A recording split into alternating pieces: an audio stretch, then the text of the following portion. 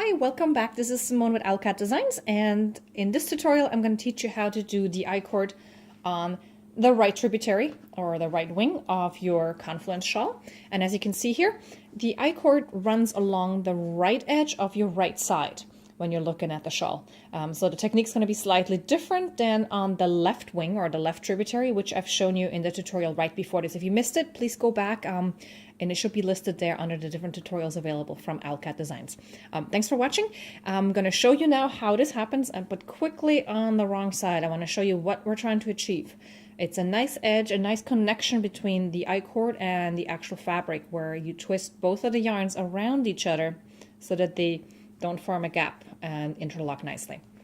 Now, I'm going to show you here. I started already, I did a little bit of it so you can get an idea on what it will look like.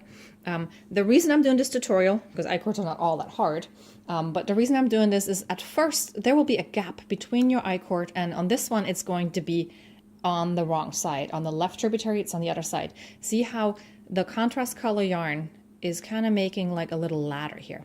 And it can be very concerning when you're starting out and you're thinking, oh my God, I'm doing something wrong. My shawl is like not going to look nice. But trust me, it will actually, when you do it right, it will diminish. As you can see here, well, I've sewn in the end on this part here, but you won't be able to see it anymore after a few rows. It's just when your needles are spreading it out, it kind of does that. So when you pull it apart, you can still see it, but it will disappear. So I will show you how to do it so you're not going to have to worry about this I-cord edge thing happening. We are at the beginning of a right side row, which means that you have slipped your last 4 stitches, your I-cord stitches on the wrong side, and you're now ready to I-cord, or ready to knit them, I should say. You're going to bring your working yarn to the front, well, you brought it over top of the other yarn already on the row below. So I will show you a couple of rows so we can go over that. So you're going to knit 4, which are your 4 I-cord stitches. 1, 2, 3, and 4. Let's see if this can focus for us here. Okay. Now you're going to need to bring these yarns around each other. And the best way to do that, I found, is you're going to take this yarn over top of, so like the yarn that you've just worked with, over top of the other one and bring the other one up from the right. So you're going in a counterclock motion. So you're dropping that yarn, bringing the other one up from the right. So it's interlocking here. Bring that to where you need it to work with. And in this case, we're going to knit across to our increase.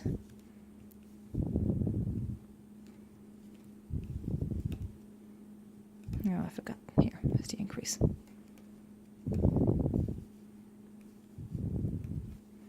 And then on the wrong side,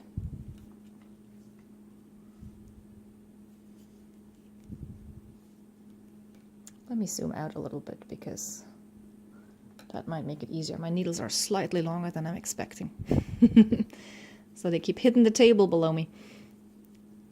So on the wrong side row, you're going to knit the first 3 and then purl over to the I-cord, like it says in the pattern. So now you're here. You're going to bring the working yarn to the back and leave it there, but bring it over top of the other yarn that you're going to pick up. You're picking up the other yarn, and then you're going to slip those 4 stitches with the yarn on the wrong side, with the yarn on your side. So I'm just slipping the stitches and holding the yarn. It's in the front of those 4 stitches, as you can see. Now when I turn around to the right side again, I have the yarn in the right position to knit. Let me just bring it back here. But it's twisted around the other yarn properly. Now I'm going to knit these 4 again, because that's what you do at the beginning of the row for your I-cord. We've learned that. And here, I'll show you one more time. You're dropping the working yarn over top and bringing the other one up from the right. So you're going to the left and you're bringing the other one up from the right.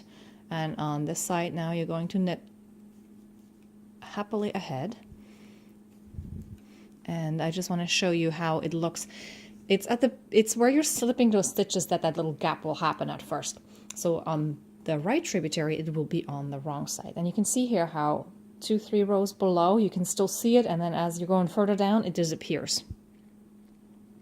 I hope that helps, and I'm glad you're joining me knitting the Confluence shawl, and I hope you enjoy it. Thanks for watching. This is Simone with Alcat Designs, and I will see you next time. Thank you. Bye.